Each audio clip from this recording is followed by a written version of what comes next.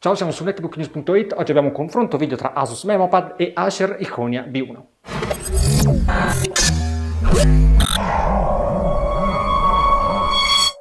Sono i due tablet economici del momento, il modello Acer costa 119 euro e quello Asus costa 179 euro. La faccio breve e vi dico subito che io preferisco l'Iconia B1 rispetto al MemoPad di Asus, ma adesso vi spiego il perché. A livello qualitativo non c'è veramente confronto tra i due, perché il MemoPad è nettamente superiore all'Iconia B1, non solo perché è più piccolo, quindi più compatto, più sottile, ma perché ha una qualità costruttiva, usa dei materiali che sono nettamente migliori rispetto al modello Acer, che abbiamo visto nella recensione flette, è fabbricato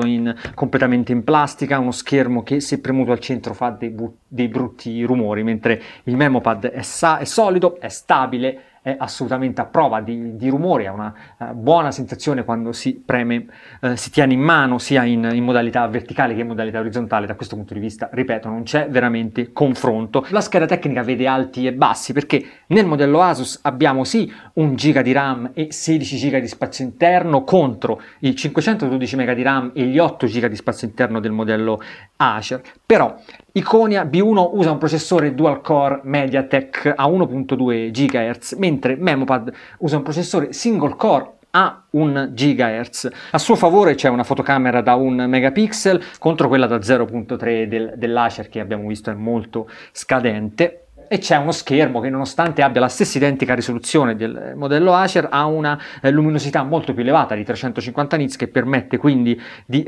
visualizzare l'immagine in modo migliore, di avere un display più brillante. Ancora a vantaggio del modello Asus c'è la batteria, che è una 4200 e passa mAh, quindi è molto superiore della 2700 e qualcosa del modello Acer,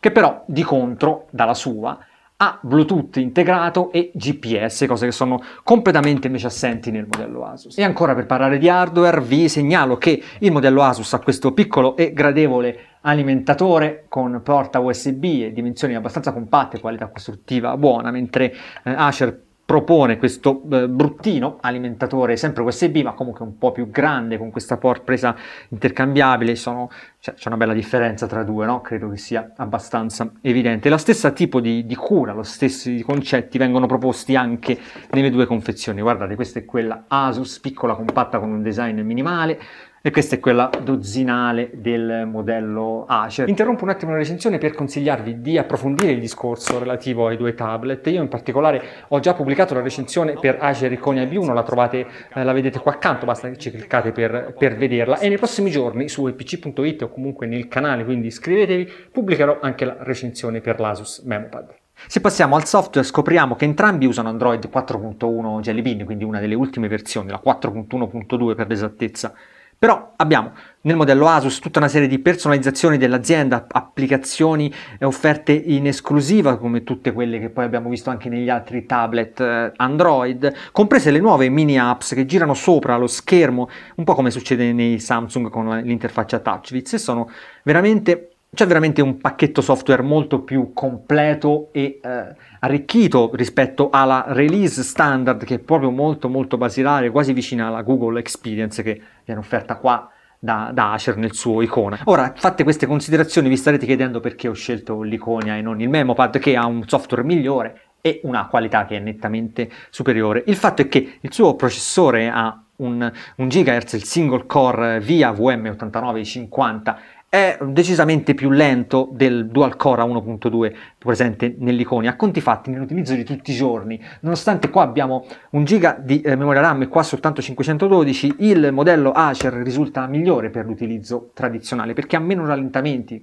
sono quasi del tutto assenti durante l'utilizzo dell'interfaccia grafica, e anche durante l'utilizzo delle applicazioni, quelle un pochetto più pesanti, si riesce benissimo ad usare questo tablet, cosa che invece nel modello Asus si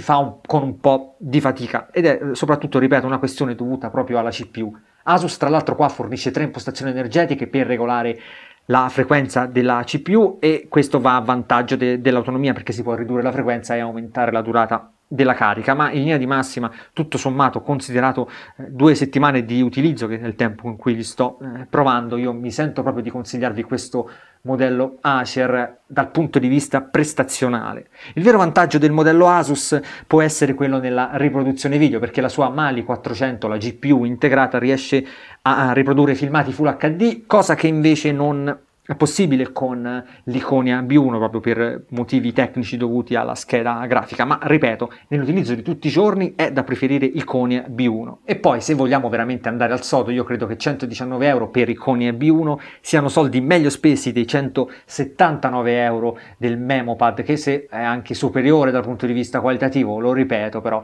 si avvicina forse troppo a quella linea dei 199 euro o 220 euro circa, che ci permette di portarci a casa un Nexus 7, che è un dispositivo di tutt'altro livello. Bene, penso di aver trattato a grandi linee le principali differenze tra i due tablet Asus ed Acer, però vi consiglio, per approfondire, di leggere l'articolo abbinato a questo video, di cui vedete adesso il link sullo schermo.